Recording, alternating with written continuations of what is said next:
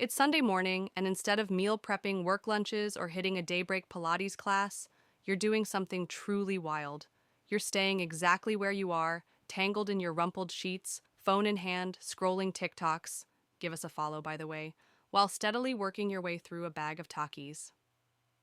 Welcome to Bed Rotting, Gen Z's latest act of rebellion against our relentless productivity culture. And honestly, it might be exactly what we all need. What even is bed rotting? Before you start picturing something truly gross, let me clarify. Bed rotting isn't actually about decomposing. The term simply refers to spending extended periods in bed, not sleeping necessarily, but doing absolutely everything else. We're talking about intentional unproductivity, which can include binge watching comfort shows, scrolling through social media, snacking, reading, or just existing in a cozy cocoon while the world carries on, somewhere over there. The hashtags bedrot and bedrotting have racked up over 32 million posts on TikTok, with Gen Z leading the charge in normalizing what previous generations might have called being lazy. The rise of professional resters. Whence did this trend spawn? Out of the chaos of our world, bedrotting emerged from a perfect storm of burnout, anxiety, and a generation that's had enough of hustle culture.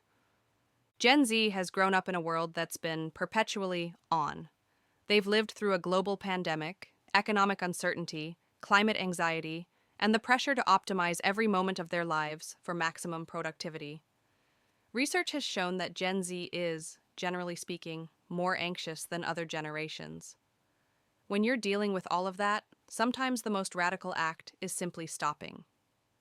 What I think of bed rotting is it's like a self-care moment, says Dr. Jen Caudle, a family medicine physician. Isn't it about time we had permission to just exist without justifying every moment? For the first time in our collective memory, bed rotting gave people permission to rest without guilt. It became the proverbial middle finger to the idea that your worth is tied solely to your productivity. The science behind strategic laziness. Before you roll your eyes in dismissal, consider that rest isn't just nice to have, it's a biological imperative. We aren't designed to go, go, go, explains psychologist Bonnie Zucker. Our nature is not to have a nonstop 12-hour workday and a 6-hour sleep cycle. That's really going against what our biological needs call for, which is adequate downtime. When you're sick, what does your body demand? Rest. When you're stressed, what actually helps? Rest. When you're burned out from trying to be the main character in your own life 24/7, what might be the solution? Good old reliable rest. The problem isn't that we're resting, but rather that we've been taught to feel guilty about it.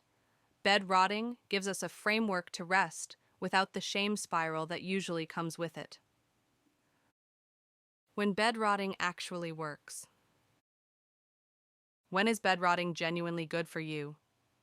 In small doses, it can calm the body and help ease stress and exhaustion, says psychologist Courtney DeAngelis. Here's when your inner couch potato might actually be on to something, when you're genuinely exhausted.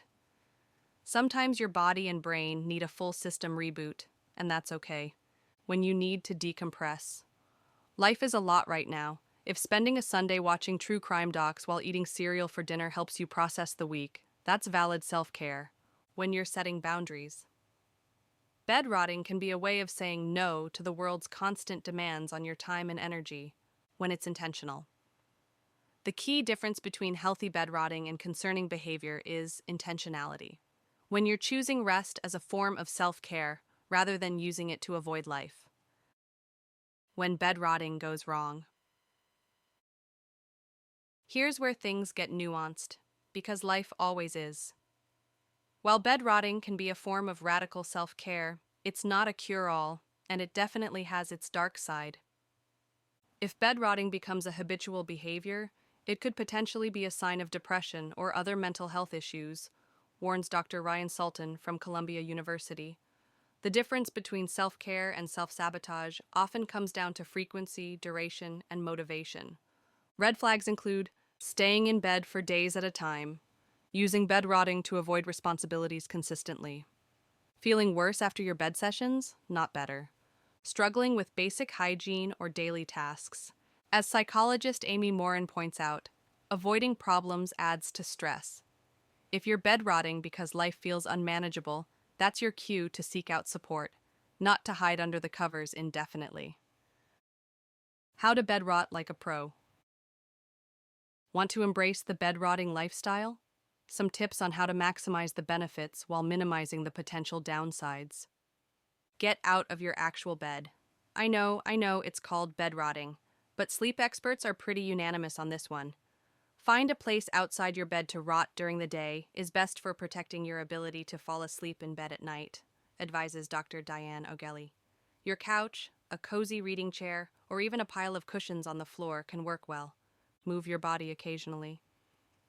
There is a risk for blood clots if you stay in bed for a long time, notes Dr. Daniel Landau. Get up every few hours to stretch, grab water, or do a little dance. Be mindful of your activities. Not all bedrotting activities are created equal.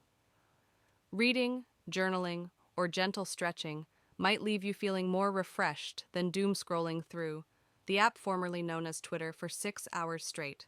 Stay connected. Real human connection in day-to-day life is extremely important for maintaining a sense of wellness, says psychiatrist Dr. Justin Kay. Text a friend, call your mom, or consider bedrotting with someone you love.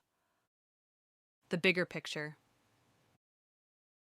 Bedrotting is the result of a generation of young people who are tired of apologizing for being human. In a world that demands we biohack, optimize, and possibly monetize everything from our morning routines to our sleep cycles, sometimes the most revolutionary act is simply existing without an agenda. We as a culture need to stop preaching such a narrow-minded version of what self-care should be, observes Jenna Ryu, and she's right. Why should self-care only count if it involves green smoothies and sunrise Pilates? Sometimes taking care of yourself looks like staying horizontal and watching The Office for the umpteenth time. The bed rotting trend isn't really about beds or rotting, it's about permission. Permission to rest, to be unproductive, to exist without justification. In a world that profits from our constant busyness, that permission might be the most radical thing of all.